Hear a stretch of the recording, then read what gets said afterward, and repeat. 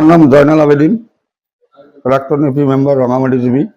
মই আপোনালোকক মাতাৰ এটা উদ্দেশ্য হ'ল যোৱা 17/9/2022 চনত মই দুটা অমৃত সৰোবৰৰ কাম ষ্টাৰ্ট কৰিছিলোঁ।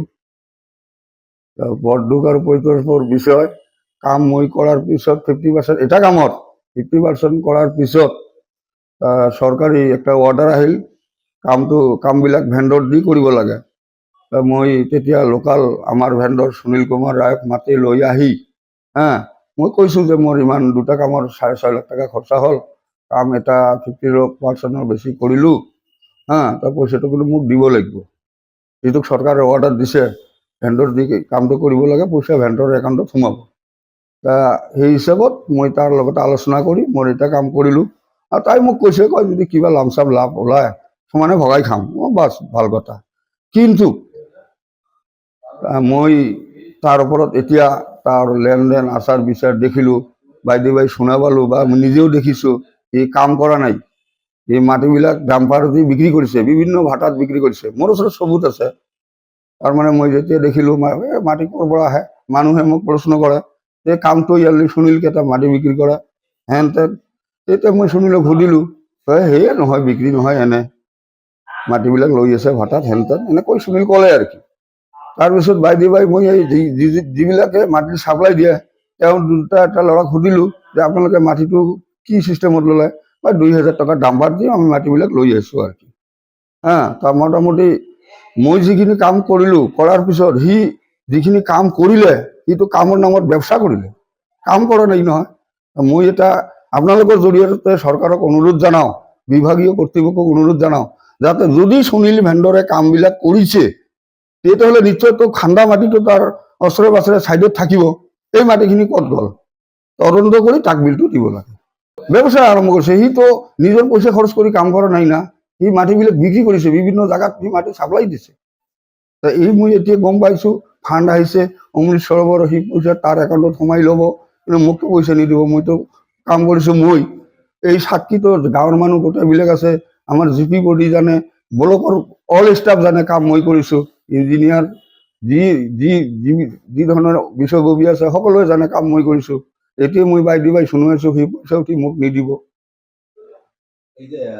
মোৰ কথা এটাই উদ্দেশ্য হ'ল সুনীলৰ ভেণ্ডৰটো আচলতে কাটি দিব লাগে। সি ভেণ্ডৰ নামত কাম কৰে প্ৰতিনিধি, সি অকল কমিশ্যন লৈ কমিশ্যন ডাঙৰ কমিশ্যন লৈ তাৰ একাউণ্টত পইচা সোমাই বাকী পইচা প্ৰতিনিধিবিলাকে দিয়ে। এইটো কাম নকৰে, নিয়মমতেতো নিজে কাম কৰিব লাগে পইচা খৰচ কৰি। এই ৱাৰ্ক অৰ্ডাৰ তাৰ প্ৰমাণ মই নিজে এই যে দুটা CC ব্লকৰ কাম কৰি আছোঁ, মই কাম কৰিছোঁ, সুনীল 1 টকাও কাম কৰা নাই। এই অলৰেডি ৱাৰ্ক অৰ্ডাৰ এইবিলাক ওলাই লৈ গ'ল, তাৰমানে তাৰ একাউণ্টত সোমাব। কাম কিন্তু প্ৰতিনিধি আমি নিজে কৰোঁ। গতিকে মই অনুৰোধ কৰোঁ তাৰ ভেণ্ডৰটো কাটি দিব লাগে। তেওঁতো কাম নকৰে নহয়, কমিশ্যনৰ ব্যৱসা তাৰ এইটো।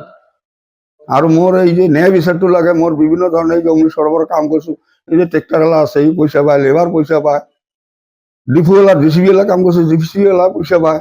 লাগিলে সিহঁতক আপোনালোকে প্ৰুফ কৰি চাই লওক, কোনে পইচা পায় নাপায়, কোন DCBৱালা পায়, কোন লেবাৰ পায়, কোন ট্ৰেক্টৰৱালা পায়, আপোনালোকে জানি লওক।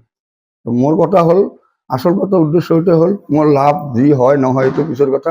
মোৰ এই 6.5 লাখ টকাৰ কাম কৰিছোঁ, কাইণ্ডলি দয়া কৰি মোক আপোনালোকৰ জৰিয়তে মই বিভাগীয় কৰ্তৃপক্ষক অনুৰোধ জনাওঁ, মোক পইচাখিনি দিলে হ'ল। মই দুখীয়া মানুহ, এইখিনিকে কথা। আপুনি চৰকাৰী গাইডলাইন মতে অমৃত সৰোবৰৰ মাটি বেলেগ ঠাইত বিক্ৰী কৰিব পাৰে নেকি? না, এইটোতো নোৱাৰে, এইটো নোৱাৰে।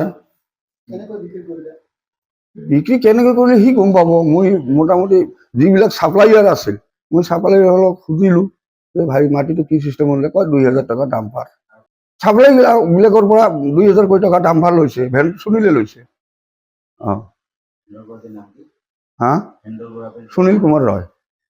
তাৰ মানে কমিশ্যনৰ কথাটো কওঁ, আমি যে এই যে নিয়মত কামবিলাকতো ভেণ্ডৰে কৰিব লাগে।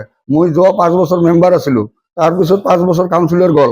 আমাৰ মেটেৰিয়েলছৰ কাম MGR নগৰ কাম দুটা ভাগত বিভক্ত থাকে, মেটেৰিয়েলছ আৰু OHSৰ কামখিনি লেবাৰে দিয়ে, লেবাৰে পইচা উঠাই লয়। আৰু মেটেৰিয়েলছৰ কামখিনি এই যে ট্ৰেক্টাৰ, তাৰপাছত হয়তো ট্ৰেক্টাৰৰ লেবাৰ এইবিলাক মেটেৰিয়েলছত যায়।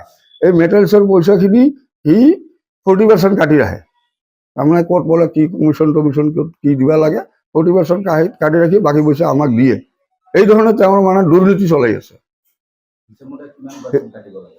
হিচাপমতে কাৰোবাৰ তাৰ যিটো ভেণ্ডৰ যিটো কি ভেট সেইটো কাটিব লাগে, অতিৰিক্ত কাটি আছে। অতিৰিক্ত কাটি আছে। এক এইটো কাম নকৰে না, কামতো প্ৰতিনিধিয়ে কৰে, তাৰ নামতহে ভেণ্ডৰ, কামততো নহয়। এক প্ৰকাৰ ভেণ্ডৰৰ নামত লুণ্ঠন ৰাজ চলাই থাকে। লুণ্ঠন, চাপৰ ব্লকখনত সি লুণ্ঠন ৰাজে চলাই আছে।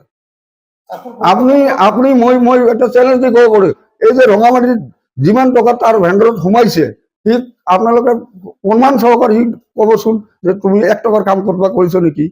আপোনাৰ একাউণ্টত যে ইমান কোটি কোটি টকা সোমাই আছে, তাইতো কাম নকৰে নহয়। ভেণ্ডৰৰ নামত কি চলাই আছে? চিণ্ডিকেট বিজনেছ, এইটো লুণ্ঠন ৰাজ। গতিকে মই অনুৰোধ জনাওঁ, তাৰ নামত যিবিলাক ৱাৰ্ক অৰ্ডাৰ হৈ আছে ৰঙামাটিত জীৱিত, মই বেলেগ জীৱিত কথা নকওঁ, ৱাৰ্ক অৰ্ডাৰবিলাক কেঞ্চেল কৰিব লাগে আৰু বেলেগ ভেণ্ডৰ হয়তো মোৰ এই পইচাখিনি বা বাকী কামখিনি সমাপ্ত কৰি দিব লাগে। আমাৰ জীৱিতটো দুটাই, এই যে হলদিবাৰী, তাৰমানে অমৃতসৰৰ মাটিটোতো কলেজৰ মাটি না, এইটো NOC মই কলেজৰ পৰা মই নিজে লৈছোঁ। এই দুটা হলদিবাৰী একে ৱাৰ্ডত। হলদিবাৰী গ্ৰাম মই যে কাম কৰিছোঁ, হলদিবাৰী গ্ৰামৰ আটাই মানুহে তাত ইনভলভ আছে, গোটেইখিনি জানে। তাৰে লেবাৰ পইচা পায়, তাৰে ট্ৰেক্টৰ পইচা পায়, তাৰে JCB পইচা পায়। এতিয়া দিয়ে নাই নহয়, মানুহবিলাকতো মোৰ জান খাই আছে এতিয়া পইচা নিদিয়াৰ কাৰণে।